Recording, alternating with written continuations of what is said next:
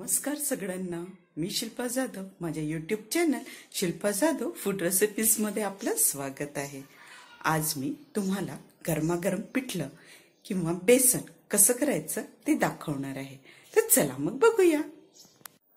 इथे मी अर्धी वाटी बेसन घेतलं आहे. हे बघा, तुम्हाला किती लोकांसाठी करायचं आहे त्या अनुसार तुम्ही बेसन घेऊ शकता. मी 2 लोकांसाठी करणार आहे म्हणून मी एवढं बेसन घेतलं आहे. आता याला आपण छान पाणी टाकून पातळसं असं भिजवून घेऊया.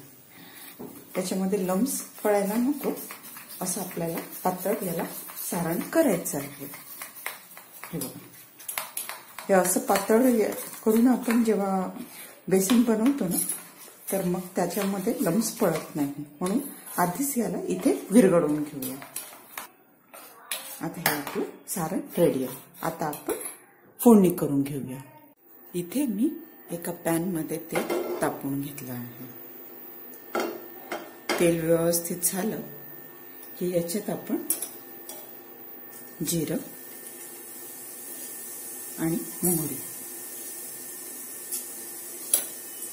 हे छान तडतडूया.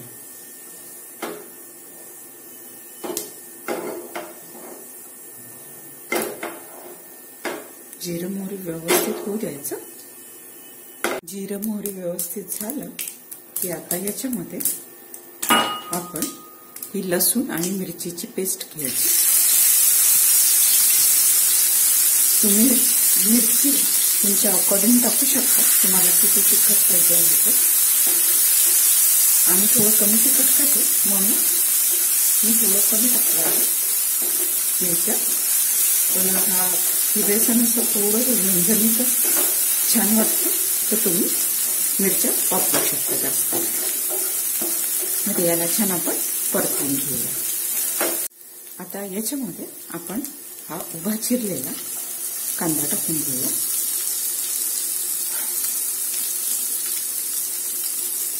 आणि कढीपत्ता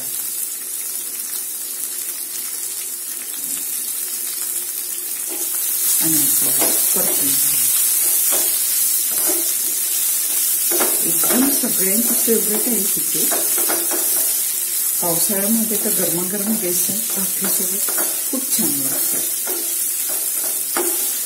भातासोबत पण खूप छान लागतं. गरम गरम बेसन आणि गरम गरम भात, गरम गरम भाकरी एक नंबर लागतं. आता हे कांदे आपण छान आपला कांदा व्यवस्थित परतला गेला आहे. आता याच्यामध्ये आपण मसाला टाकून घेऊया.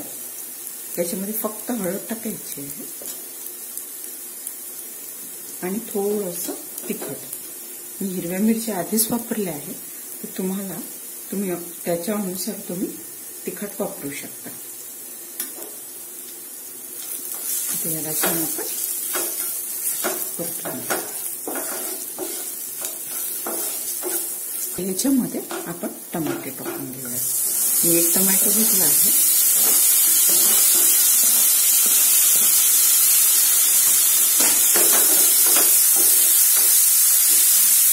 त्याच्या चवीनुसार मीठ टाकून घेऊया.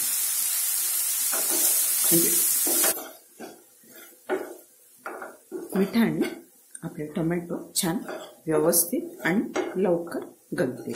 आता याला छान आपण शिजवून घेऊया. टोमॅटो व्यवस्थित छान शिजले पाहिजे. आपण चेक करून बघूया. आपला मसाला छान व्यवस्थित शिजला बघा. टोमॅटो वगैरे किती छान रबरबीत शिजला.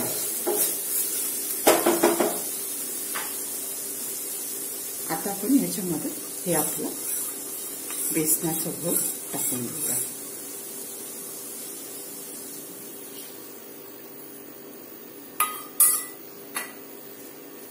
आता याला छान मिक्स करून घेऊया. बेसन व्यवस्थित शिजेल तर हे घट्ट होईल, म्हणून पाण्याची कन्सिस्टन्सी त्याच्या हिशोबाने तुम्ही ऍडजस्ट करायचं. मी पाणी टाकून घेते. आता याला छान कमी फ्लेमवरती याला शिजू द्यायचं. बारीक गॅसवरच याला चांगलं खतखत शिजू दिलं की याला स्वाद खूप छान येतो। इथे आपण चेक करून बघूया। हे बघा किती मस्त आपलं बेसन शिजलं आहे। हे असं तवंग आलं म्हणजे आपलं बेसन व्यवस्थित शिजलं हे समजून घ्यायचं। एक नंबर आपलं बेसन झालं आहे।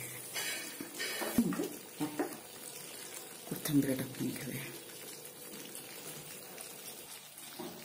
गॅस बंद करून टाका। आपलं बेसन रेडी आहे। तुम्ही ह्या पद्धतीने नक्की करून बघा। हे आपलं गरमागरम पिठलं भाकरी रेडी आहे। याला मी भाकरी सोबत खाणार आहे। बघा किती मस्त पिठलं झालं आहे।